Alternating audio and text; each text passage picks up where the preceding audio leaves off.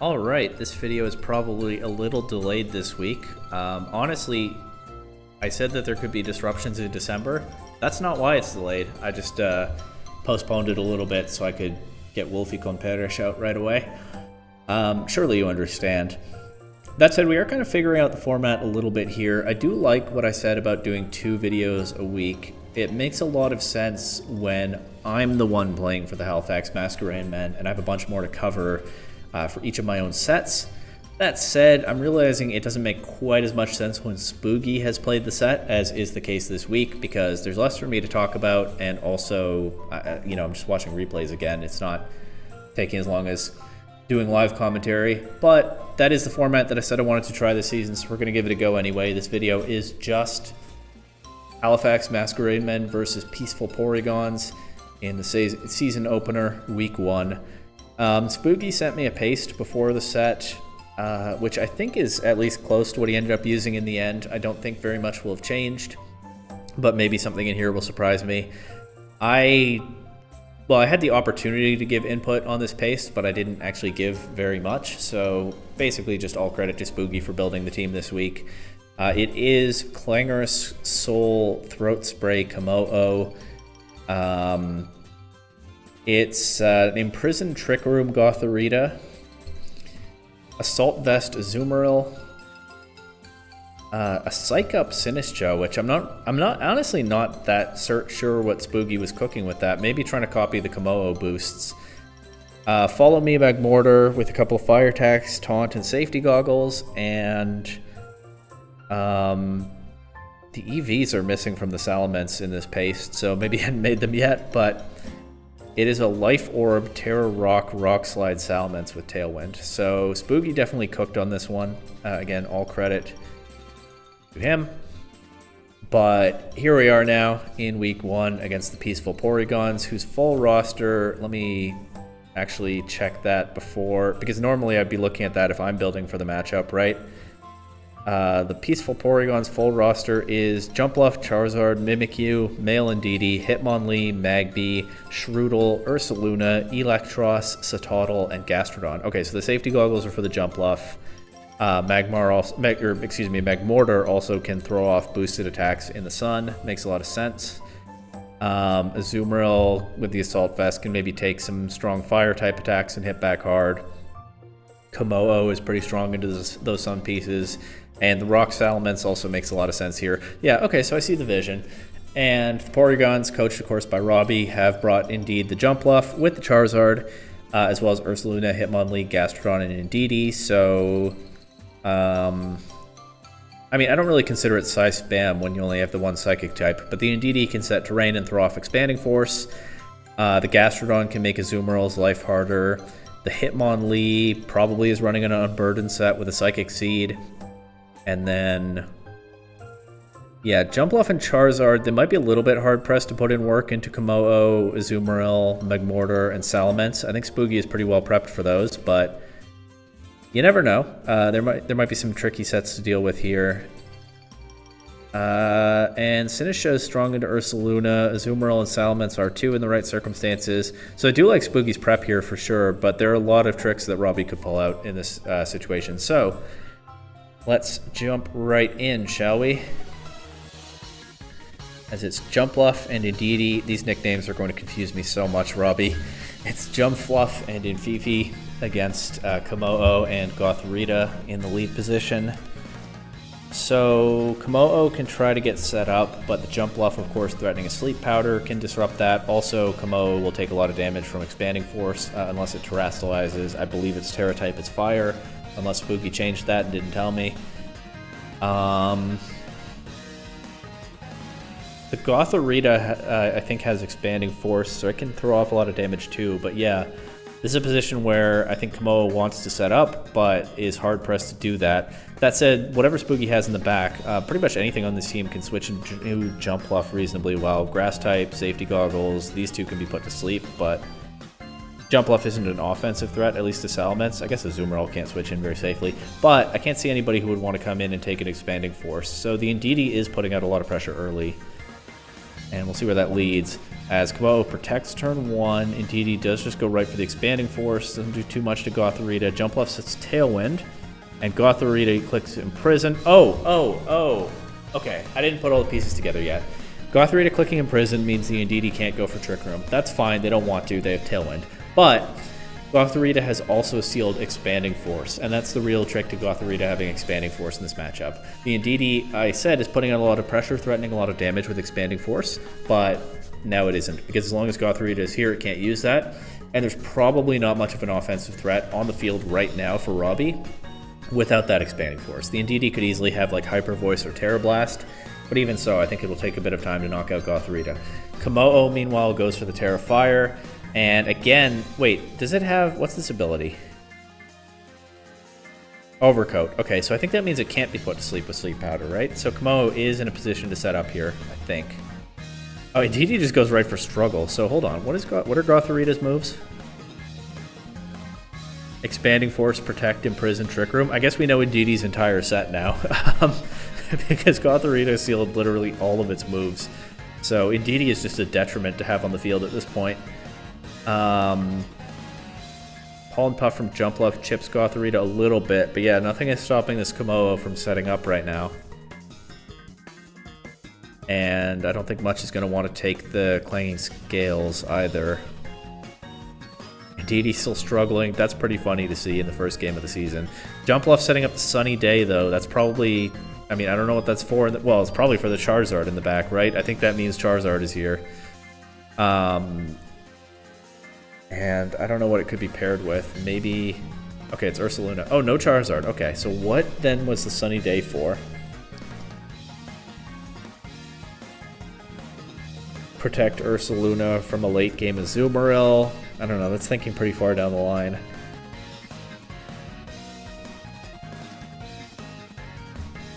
But honestly, I don't see much else here, unless it's like a Terra Fire Ursaluna that's about to pull out some crazy surprise or something, but... Yeah, I don't see the vision with that. Ursaluna just going right for Earthquake. Komodo protects. Gothorita takes some damage, but is still standing. Ursaluna did a lot to its own Gastrodon partner with that Earthquake, and Gastrodon then drops to Gothorita's Expanding Force with a crit. And Komodo knocks out Ursaluna, so yeah, solid game 1 game plan there by Spooky.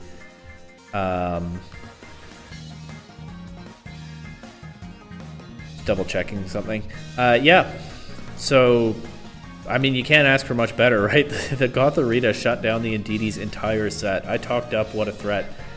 By the way, as usual, I've not watched these replays before commentating right now. I talked up how much offensive pressure the Indeedee was putting out, and then the Gothorita just said, no, you're not. And after that first turn Protect, nothing was stopping Komodo. And I don't know what Robbie has to stop Komodo in game 2, but I think the only way to find out is to watch, right? So, Urlasuna, these nicknames are too much. Okay, anyway, game 2. Gastrodon and Urlasuna against Salamence and Azumarill. So we see the other two Pokemon. Well, we haven't seen the Magmortar yet either, but we see 2 other Pokemon from Spooky this time. Not sure necessarily what this adjustment is for. Maybe thinking that Robbie is going to try to get the Charizard going early. It could have like a flying attack to cover Komodo. And these two definitely are dangerous to Charizard if Robbie goes for that kind of game plan. As it is, Salamence is decent in this position. It gets the Intimidate into Ursaluna. It does have to worry about possible Ice Beam or Icy Wind from the Gastrodon. And Gastrodon, yeah, it's just a menace for Azumarill, right? There's no water attack going into this Ursaluna while Gastrodon's on the field. So Azumarill will switch out to Sinistcha, makes sense. We see the Terra Poison from Gastrodon. Salamence goes right for Tailwind, while Ursaluna sets a substitute, and Salamence drops to Ice Beam. Yeah, I mean, I don't know. Gastrodon is it's not the most versatile Pokemon, but it's versatile enough that you don't know that it's going to have that ice coverage. But with Double Dragon and Sinistcha on our team, yeah, I would be afraid to just leave Salamence sitting there. Maybe the Tailwind will prove to be worth it. I don't know. But, I mean, Sinistcha is reasonably well positioned here, except that the Ursaluna has gotten a substitute. That would be scaring the heck out of me if I were Spooky in this position. But Yeah, we'll see whether Salamence just going down like that pays off. Jumpluff switching in now, and Magmortar breaks the sash on Ursaluna. The Tailwind coming through. These Pokemon might be faster than Ursaluna anyway, but you can be sure of it with the Tailwind. Machagacha doing a lot of damage, but Ursaluna does then knock out Magmortar with the Earthquake before taking a bit of Burn Chip. Now Azumarill's here, but Gastrodon can switch right back in. We see Terra Grass on the Azumarill. The Machagacha not doing a whole lot to these Pokemon, with both of them now resisting it thanks to the Terra Poison Gastrodon. Jumpluff setting up its own Tailwind, surviving the play rough. Robbie now has Tailwind offset by 2 turns from Spooky's Tailwind. And yeah, the Sinistcha is just stuck clicking Machagacha, but neither one of these Pokemon is taking much from it. So the Terra Poison Gastrodon really coming in clutch here for Robbie. We see the Yawn as well, and Jumpluff can heal it with Pollen Puff. And I just don't see an Azumarill game plan working out while that Gastrodon is just sitting there stopping it. But then also, yeah, resisting that Machagacha. It might chip it down, it might even burn it eventually, but even that Play Rough isn't doing much. Of course, also resisted. So Gastrodon really just hard walls Azumarill stabs here. And Jumpluff can keep it healthy. I mean, Jumpluff is at low HP, so honestly, if not for that Play Rough miss earlier, it would have been removed by now. It is gone now. Gastrodon won't have the same recovery, but now Charizard comes in on the Terra Grass Azumarill, and it is GG. Spooky did call the Charizard game plan correctly, but the Charizard didn't show up until the end game when Spooky's answers to it were, you know, off the board. The Magmortar, what even knocked out the Magmortar? It was Ursaluna's Earthquake, right? Because Ursaluna got... So turn 1, Salamence hit the Tailwind, but let itself just be knocked out by Gastrodon. And Ursaluna, not under any significant pressure there, with Gastrodon redirecting water attacks from Azumarill, was able to get up a substitute. Magmortar and Sinistcha broke the substitute quickly, but Magmortar went down to Earthquake because the substitute prevented them from knocking out Ursaluna. And then, yeah, at that point, Spooky was quickly running out of Charizard answers, and Robbie just had to patiently remove the Azumarill, with the Terra Poison Gastrodon making that very easy to do. So if you're Spooky, yeah, and then Charizard can clean up. I don't know if you're Spooky whether Azumarill can come to Game 3. I don't know who can come to Game 3. I mean, I should probably be thinking more from the player's point of view here, because I didn't play Week 1, and I don't think I'm playing Week 2, but sooner or later I'm going to be piloting this team that we drafted together. Robbie didn't bring the Indeedee to Game 2, which makes sense when the Gothorita just shuts it down like that. Of course, Gothorita wasn't at Game 2 either. So if you're Robbie, maybe you think about bringing the Indeedee back and seeing if Spooky will really deny that again. I don't think... I don't believe in the Azumarill right now. Setting up the Kommo-o in Game 1 obviously worked extremely well. And against that Ursaluna Gastrodon lead, I mean, it's so tricky because the Gastrodon has the Yawn and the Ice Beam. So early game Gastrodon might just shut Kommo-o down, force it to give up its boosts. I think the Yawn is more dangerous because Kommo-o has to switch out, and then of course Clangorous Soul taking away some of its HP, plus you never get the Throat Spray back. Kind of hard to ever boost it again. So I'm not sure Kommo-o works again in this set, but there must be a way.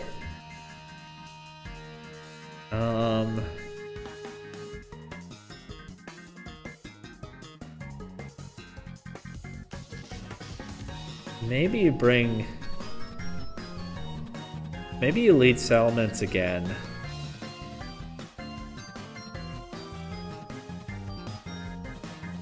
With Kommo-o... This is tough. Salamence Sinistcha maybe, Magmortar Kommo-o.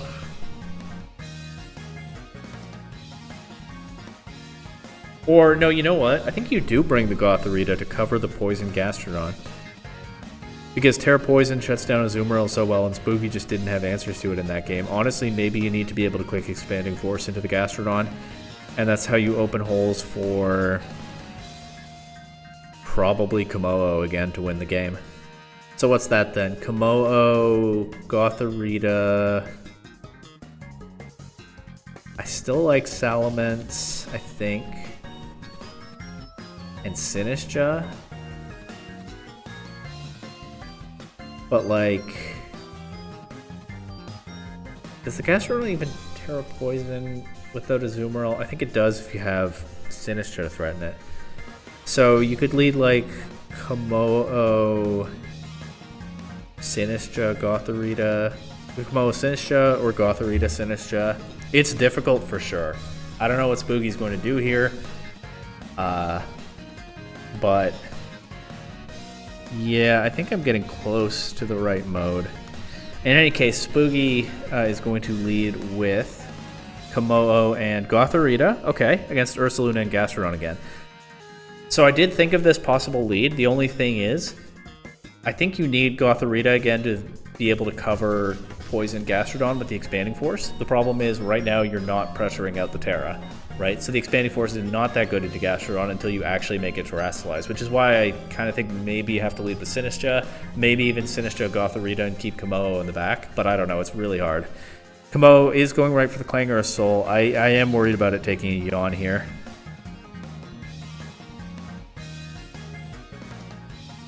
Ursaluna goes right for Facade, doesn't do too much without the burn, and yeah, the Expanding Force is just not doing that much to Gastrodon when it's not Terrestrialized, and it does land the Yawn into Komodo immediately. Sinistcha comes in, heals Komodo. I guess Spooky's just going to try to play through the sleep turns, which, I mean, yeah, also makes sense in this position. But Gastrodon does have Recover. I don't think we saw that in Game 2. I don't have the replay open anymore, but that's really smart by Robbie. Having Jumpluff keep the Gastrodon healthy means he doesn't have to, I think, right? He doesn't have to show that he has Recover, and I definitely was conditioned into thinking he probably didn't have it. So that's a really unpleasant surprise for Spooky in this position. There's the Terra Poison Gastrodon. Okay, so he has pressured out the Terra, and the Gothorita is still available in the back, and healthy. Rage Powder helps the Komodo get through this turn. And Sinistcha is not taking too much from that Ice Beam, so I do like how Spooky is playing this so far. And again, a really difficult situation that I was sitting there thinking through for a while just now before starting the replay. Longer than I would have to think through it if I were actually playing. So far so good, I think, but now that Jumpluff is in, Matcha Gotcha is going to pressure the Ursaluna. We know it doesn't KO outright, but it does a lot of damage. And gets Sinistcha's health up. But that Earthquake does so much to Komodo. And of course you can't redirect it with Rage Powder. Komodo wakes up here. Okay, good. Clutch. Both Pokemon protect, but now Robbie gets the Tailwind. Oh, okay. Robbie gets the Tailwind. Komodo is only +1 speed. Sinistcha, though, the Psych Up is, as I speculated, here to copy a teammate's boost, so even if Komodo goes down here, Sinistcha now has a bunch of stat boosts. That Matcha Gotcha is going to do real damage. Well, here's the thing though, it was already doing real damage to Ursaluna. I don't know how much more it's really going to do to Jumpluff and Gastrodon. We saw the damage it was doing last game. Doubling that is still not a lot. And if it's Charizard again in the back, then Matcha Gotcha is not doing a whole lot to that either. So I don't know, actually. The Psych Up Sinistcha looks cool. I don't know how strong it necessarily is in this position. It will at least probably be able to stick around longer because of the defense boost, so that's something. Jumpluff healing Ursaluna. Oh, also, yeah. Matcha Gotcha. Okay, well, Komodo landing the Clanging Scales into Ursaluna means Matcha Gotcha would have KO'd anyway, but there may be a way that it might have made a difference to have that extra damage after the Pollen Puff. Jumpluff narrowly surviving the Matcha Gotcha. We do see Charizard in the back, and Spooky actually has brought Azumarill and not Salamence or Magmortar. So Azumarill can threaten the Charizard, but of course Gastrodon is still lurking in the back. We see the Terra Water Sinistcha able to take Fire Blast, but instead Charizard just throws off a Solar Beam right into Azumarill. Which I know from the Discord discussion Spooky didn't see coming, and I'm not sure I would in this position either. Don't even have to worry about the Gastrodon as Azumarill just drops. Sinistcha is just not threatening very much damage into Charizard. It will knock out Jumpluff here. And then Gothorita can come in and threaten Gastrodon. But Spooky is down to just Sinistcha and Gothorita. There's not... Well, okay, Charizard is going to be worn down by... Charizard only has one turn of Tailwind left. Sinistcha is a +1 speed. And Charizard is going to be worn down by Solar Power. Plus, it's not that bulky a Pokemon to begin with, so... Yeah, it might not necessarily be doomed yet, but of course Sinistcha also is now Water type and is going to drop to that Solar Beam. The Terra Water not really coming through defensively in the way that Spooky probably wanted. Gastrodon does drop to an Expanding Force crit, but it gets the Yawn into Gothorita, and Charizard is able to safely protect. On the Expanding Force, Gothorita falls asleep. Charizard is very badly worn down at this point, but it still has 2 turns of Sun, and it only needs 1 as an Overheat. Did it use Overheat in Game 2, or did it use Fire Blast? You know what? Actually, I'm going to open Game 2 back up. I thought it used Fire Blast, but maybe I just wasn't paying attention enough to that. Oh, it was Overheat. Okay. And yeah, Overheat takes out the Gothorita. So that was really... I know Spooky has been joking a little bit in the Discord about letting the team down, but that was genuinely really well played from both sides. That was an awesome set to watch. And I definitely think I might have played worse than Spooky did if I were in the coach's seat this week. I definitely want to give a shout out to Robbie's prep. Robbie had so many options and so many modes into everything that Spooky could throw at him, and a ton of surprises up his sleeve, like that Recover on Gastrodon and that Solar Beam on Charizard in Game 3. It really felt like he had multiple answers to every mode from our team, and I mean, that's the sign of a strong draft and a strong coach there. I think the Peaceful Porygons are going to make some noise this season. But that said, like I said, I really like the way Spooky played this too. So we're obviously starting the season with a loss, but I definitely think there's a good chance that we bounce back and get into the win column soon and on to playoffs and so on. And maybe there will be a rematch with the Peaceful Porygons later. If it's anything like this set, I think it'll be a lot of fun to watch or play, whatever it is that I end up doing, watch for you. And you know what? That thing I said earlier about 2 videos a week being kind of silly, not so much, because I actually got pretty good mileage out of the, digging deep into these replays from my own team's set. That was an awesome first PDL set to watch. A really fun debut for the Halifax Masquerainmen, even though we lost. I'm definitely very optimistic about the rest of the season. GG again to Robbie, and I'll be back in a few days or so with the rest of the sets from week 1.